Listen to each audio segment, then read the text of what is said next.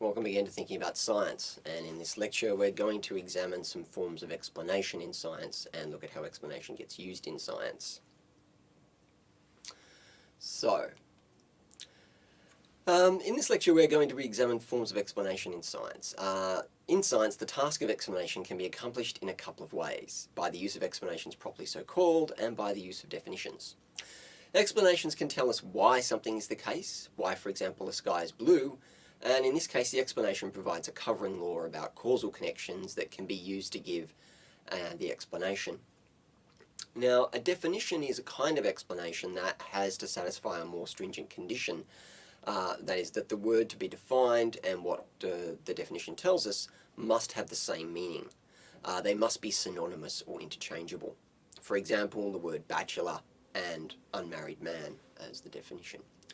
Now, there is an exception to this, and this is a form of definition that is not purely lexical, i.e. a form not purely involving words. And we can give definitions using a kind of pointing procedure, and this kind of definition is called an ostensive definition. And pretty obviously, sameness of meaning cannot apply in the case of ostensive definitions. So for example, defining the word circle by pointing to circles, as is on the slide here. Now, we're going to look at 4 types of explanations that can be divided pairwise, and in the case of one of these pairs we will examine 2 subtypes of each type. So our 4 basic types of explanation are reductive, holistic, causal and teleological. And our 4 types are divisible pairwise by opposition. So reductive and holistic explanations are of opposed kinds. And teleological explanations start from what we observe and arrive at a law or principle to explain it, while causal explanations tend to begin from posited laws or principles about causal connections to arrive at an explanation of what we should observe. Now, in the case of reductive explanations, we have the subtypes of intertheoretic and intratheoretic. In the case of holistic explanations, we have the subtypes of conformational and coherence. Since the easiest way to explain all forms of explanation is going to be by illustration, we will proceed from illustrative cases of each type. So, reductive explanations achieve their purpose by reducing one type of explanation to another kind of explanation. Or, in other words, an explanation given in one set of terms, A, is re-explained in another set of terms, B. Now, in science, the reductionist type of explanation has 2 subtypes: intertheoretic reductionist explanation and intratheoretic reductionist explanation. Intertheoretic reductionist explanation happens between different types of theories or the theories of different sciences. Meanwhile, intratheoretic reductionist explanation happens within the one theory or within the one science. Now, importantly, if they're to be adequate, reductionist explanations should not leave anything out in performing the reduction. The reduction should not now leave anything unexplained that had been explained before. And to make the reduction worthwhile, there should be some explanatory gain. So, intertheoretic reduction explanations have a long history in science, and we find a nice compact idea or example of a contemporary use of reductive explanations in sociobiology. So, since the 1970s, sociobiologists have claimed that we can explain much male and female behaviour, and in fact the very existence of gender roles, in terms of genetics. But the basic argument is that men and women ended up with the kinds of behavioural dispositions that today tend to characterise their gender roles as a result of evolution in response to environmental pressures. Simplifying drastically, men are predisposed towards dominance and promiscuity, and women are predisposed towards sociality and monogamy, because these emerged as the best behavioural strategies for passing on their genes to the next generation, in the case of each sex, that is. Now, there are a lot of problems with this attempted reduction. In particular, it just seems to be far too simplistic and tasty. but it is a nice example of an attempt at intertheoretic reduction between psychology on the one hand and biology on the other.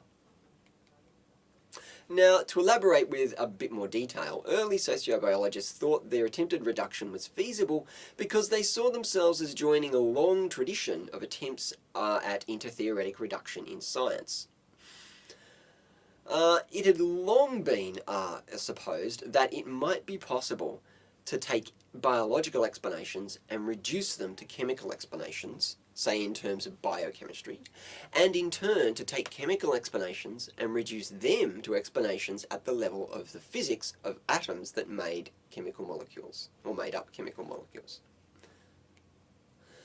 This reductionist strategy seemed plausible because at various times there were successful attempts at intertheoretic reductive explanation for the example of the process of breathing as gas exchange.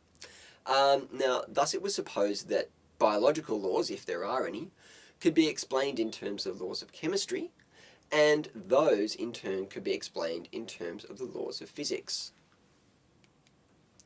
To give an example specific to sociobiology, it was thought that some dominance behaviours could be explained in terms of a tendency towards the display of aggression, and that tendency in turn could be explained in terms of the chemical effects of levels of testosterone, and those effects could in turn be explained by rearrangements in atoms at the atomic level involved in changes in chemical composition.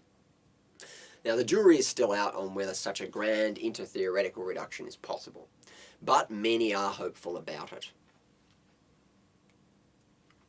Now, we can stay within biology to frame an example of intratheoretic reduction by looking at Charles Darwin's work. Darwin is justly famous for his theory of natural selection, but he also had an explanatory theory of reproduction. Darwin sought to explain diverse phenomena, including sexual reproduction, asexual reproduction, regeneration, grafting, and hybridization via a single biological process. Now, Darwin's strategy moved from the whole creature as the basic living unit to parts of the creature. What seek to reproduce themselves are cells, not animals. How cells reproduce themselves can vary. Darwin says, and I have a quote here, "The antagonism which has long been observed between growth and the power of sexual reproduction, and with plants between rapid increase by buds, rhizomes, etc., and the production of seed, is partly explained by the gemmules not existing in sufficient numbers for these processes to be carried on simultaneously." So, cells reproduce by making copies of themselves. They can make copies of two kinds: complete copies, which are just another version of the cell, and incomplete copies that need supplementation. These are Darwin's so-called gemmules. If enough partial copies are being produced when two organisms come into contact, then sexual reproduction happens. However, if there are not enough partial copies, then each organism just continues to grow as a specialized case. Sometimes this growth issues in a separate organism, and this is where we have asexual reproduction. Now, to be sure, Darwin's theory is flawed, but it is a good example of intratheoretic reduction, since within biology, he is able to unify explanations of many phenomena via a single kind of process, biological process that is. Now, a holistic explanation achieves its purpose by explaining parts via their roles in wholes, of which they are part. Now, there are two subtypes of holistic explanations that seem to be quite common in science: conformational holism and coherence holism. Conformational holistic explanation is concerned with how different theories or hypotheses might mesh together to explain a body of evidence or generate predictions, and it can be used critically to evaluate the relative worth of specific theories or hypotheses. Coherence holistic explanation is concerned with the compatibility of explanations from very different areas with very different kinds of subject matter. Now, conformational holism is the view that only whole theories rather than individual hypotheses are ever confirmed by a test. Contrast this with Popper's view that individual hypotheses can be tested. So note that science as a whole is a tissue of theories. So conformational holism really amounts to the view that every specific test is actually a test of the whole of science.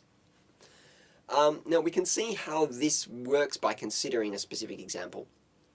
So the one I have on the slide here. Copernicus's heliocentric theory was initially thought to be falsified by a failure of its predictions to be confirmed by observation. Simplifying greatly, the size and brightness of Mars and Venus was supposed to vary, and this was not observed. Galileo noted that what was in fact being tested was not just the heliocentric hypothesis, but also a naive hypothesis about optics and vision.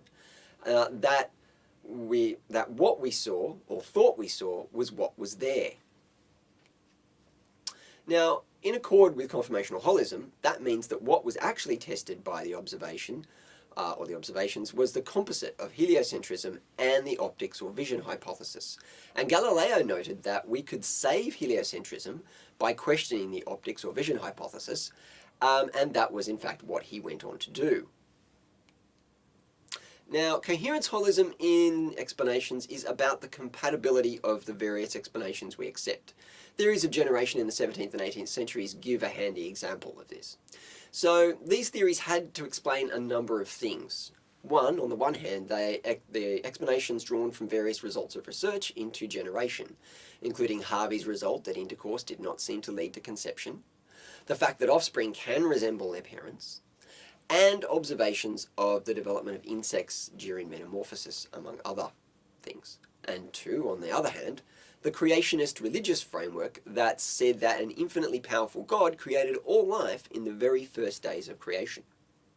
Now, the doctrine of emboîtement, or encasement, was a means of bringing together the various kinds of explanations into a single coherent framework. At the beginning of all creation, an all-powerful God created all life, placing each generation in miniature inside respective members of the former generation, all the way back to the first generation, which we have the diagram there illustrating this. Now, via this explanation, it was possible to unify the explanations of reproduction, growth, and development that seem to be emerging from research, and a commitment to the creationist explanation of the origins of all life on Earth. Now, Darwin appeals to teleological explanation when trying to resolve the puzzle of why there should be sexual as well as asexual reproduction. Simplifying drastically, since organisms need to adapt to changing environments, the traits they exhibit need to change. Sexual reproduction allows organisms to change their traits in a way that allows them as a species to be better adapted to their environment and so survive longer. So sexual reproduction came about to improve organism adaptation to survival. Coming from the opposite direction to teleological explanations, we have causal explanations, which is probably the most popular form of explanation in modern science. Now, causal explanations start from a covering law, and they deduce an explanation of all the causal connections that should be present. Again, this is best illustrated with an example. So as an example, we have Newton's law of gravitational attraction.